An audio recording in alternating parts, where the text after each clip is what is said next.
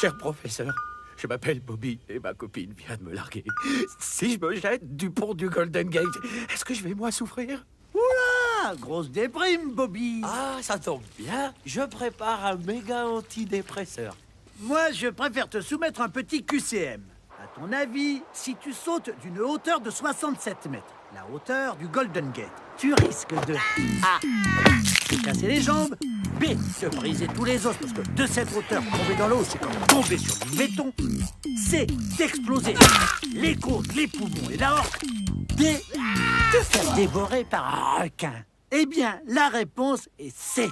Porc, c'est dégoûtant. Ah oui, mais c'est scientifique. C'est ce qu'un certain Sir Harold Whittingham étudia en catapultant des hamsters. Ready? Cool! Sir Harold a remarqué que le hamster présentait surtout des lésions pulmonaires. Parce que quand vous touchez l'eau, le corps est stoppé net dans sa chute. Mais pas les organes qui continuent leur course. D'où le cassage des côtes qui perfore les poumons.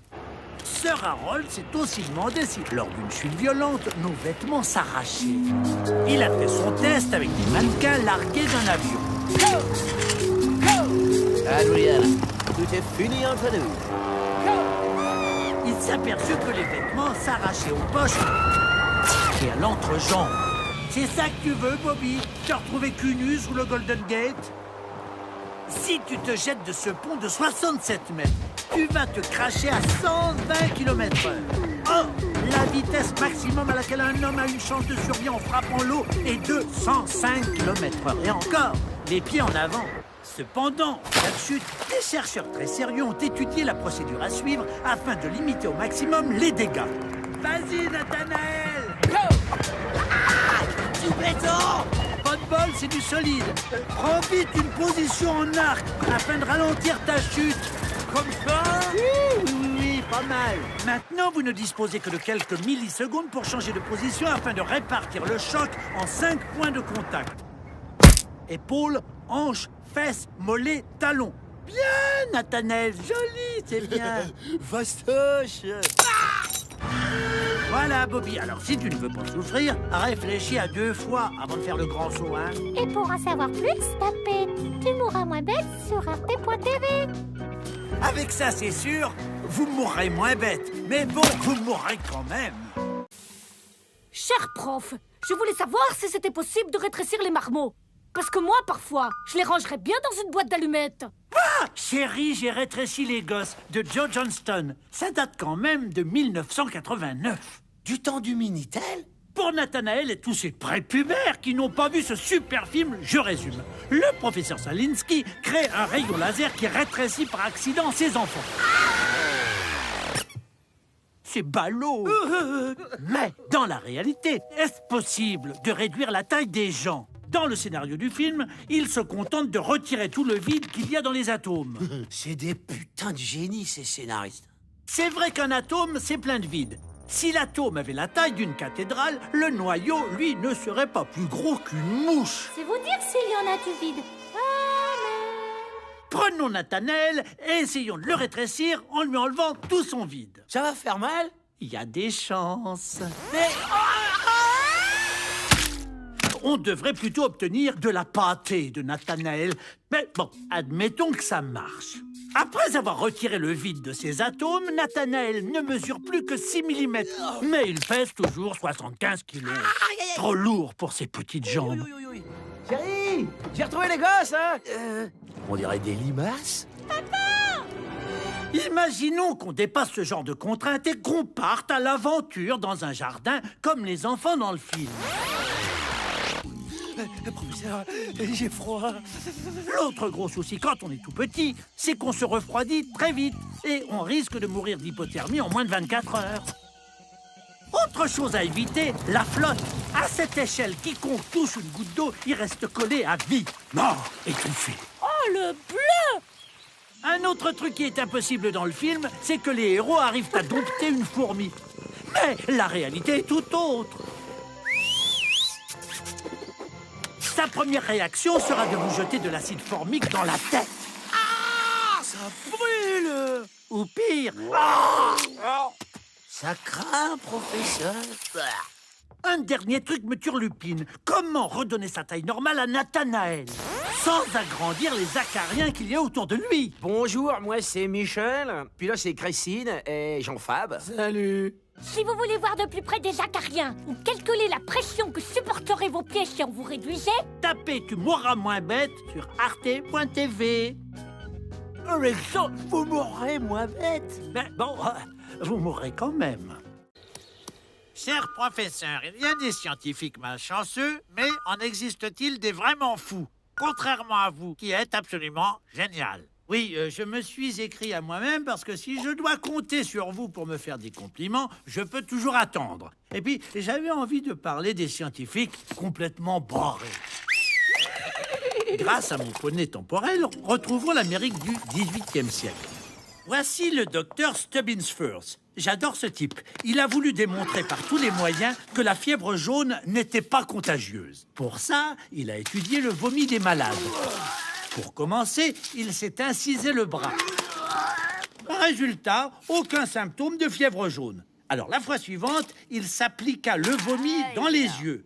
Et même, il en ingurgita. Oh, je suis tout barbouillé. Ne vous inquiétez pas, c'est psychologique. Tenez, allons voir au début du 19e siècle. Voici le révérend Thomas Dick. Cet homme pensait que Dieu avait créé l'univers non pas à son image, mais à celle de l'Angleterre. Alors, il eut une idée de génie. En supposant que la Lune a la même densité que l'Angleterre, j'estime qu'il y vit 4,2 milliards d'habitants. Thomas Dick en déduisit aussi, dans la foulée, la population totale des habitants de l'univers. 60 quadrillions et 573 trilliards. C'est trop facile de se moquer des ancêtres de la science. Allons plutôt voir si ceux du XXe siècle étaient plus malins. Prenez Martin Shine et Edgar Hall. Ces deux Américains se sont posé une question bigrement existentielle. Quel est le minimum nécessaire pour exciter un dindon? Pour répondre à cette palpitante question, les deux chercheurs ont d'abord présenté une dinde à un dindon. Excitation 100%. Puis, ils ont retiré petit à petit des parties du corps de la dinde pour voir jusqu'à quand ça n'exciterait plus le dindon. 100%. Pareil. Il finit par ne présenter que la tête de la dinde au bout d'un bâton. Ce qui prouve qu'un dindon, c'est con. Mais j'y pense, est-ce que le test marche aussi chez l'homme? Nichon, néné, tété. Vous aurez bien aussi parlé de Luther Barr, qui étudia le rôle bénéfique de la marche arrière sur la santé. Mais Au lieu de vous prendre pour des apprentis sorciers, tapez Tu mourras moins bête sur arte.tv. avec ça, c'est sûr, vous mourrez moins bête. Mais bon, vous mourrez quand même. Cher prof, mon père veut qu'après mon bac plus 12, je bosse comme un dingue, même si je dois tomber malade et gagner une misère. Que faire? Ben, t'as qu'à devenir chercheur. Voilà un beau métier qui demande beaucoup de sacrifices pour des clopinettes. Quand je pense à tous ces scientifiques au bord du burn-out que l'humanité ignore...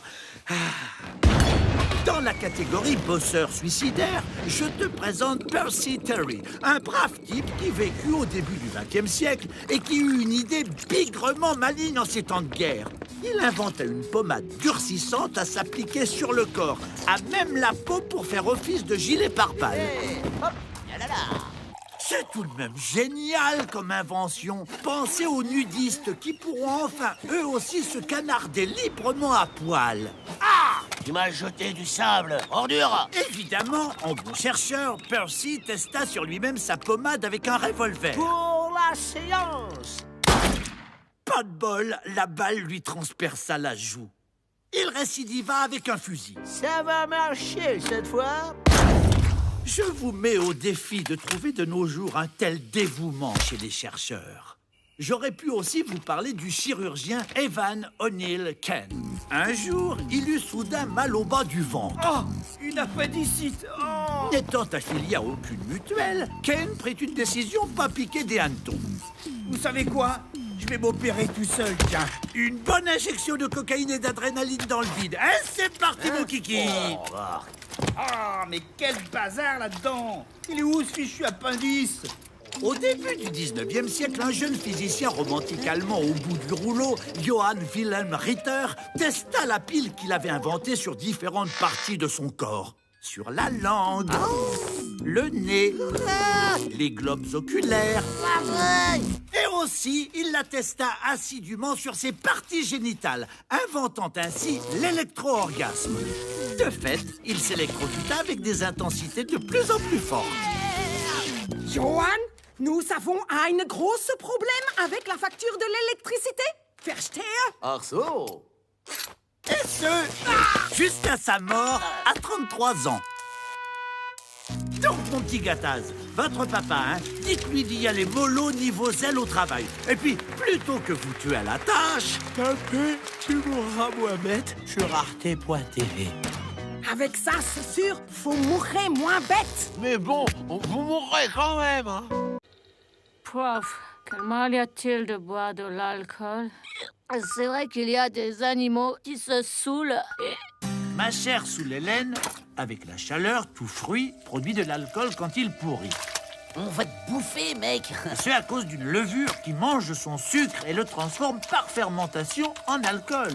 Pour les puristes qui voient la chimie comme Néo, ça donne ça. Bon sang, Morpheus, quelle cuite. Donc, un animal qui mange des fruits fermentés peut se saouler, comme certains oiseaux ou certains insectes. Animaux et humains ont ceci en commun qu'ils apprécient les premiers effets de l'alcool. Détente, bonne humeur. Ah, vous connaissez la blague du nombril? Non. Bril. Désinhibition, rire bête, confiance en soi. En revanche, ils apprécieront moins les effets qui suivront, comme les débordements, Fais-moi un bisou. l'agressivité Hey, c'est mon cheval. ou encore la désorganisation motrice. Enfin, il y a le désagréable effet secondaire de la cuite, la fameuse gueule de bois, voire même le coma éthylique. Une fois bu, l'alcool passe dans le sang, commence à chahuter les neurones et s'en prend à la glande pituitaire en l'empêchant de produire une hormone antidiurétique. Donc, dès la première bière, on a envie de faire pipi. Les reins envoient l'eau directement dans la vessie au lieu de la résorber dans le corps. Avec 25 centilitres de boisson alcoolisée, on expulse entre 80 et 100 centilitres d'eau. Donc, plus on picole, plus on se déshydrate. Pardon, madame. Résultat, le cerveau se déshydrate et devient sec comme un pruneau. C'est la migraine. L'alcool peut aussi provoquer des trous de mémoire et parfois même le blackout. À la différence de l'homme, l'animal évite en général de boire trop d'alcool. Ça lui serait fatal. Sauf le petit locerque de l'eau, une musaraigne de Malaisie qui s'imbibe toutes les nuits au nectar fermenté de palmier. Garçon, un coconut Dumbo on the rocks. Mais le petit locerque, sans qu'on ne sache trop pourquoi, parvient à rester parfaitement insensible aux effets de l'alcool, lui. Garçon, un autre. Alors, Sioux, avant de boire comme une musaraigne, tapez plutôt « Tu mourras moins bête » sur arte.tv. Avec ça, c'est sûr, vous mourrez moins bête. Mais bon, vous mourrez quand même.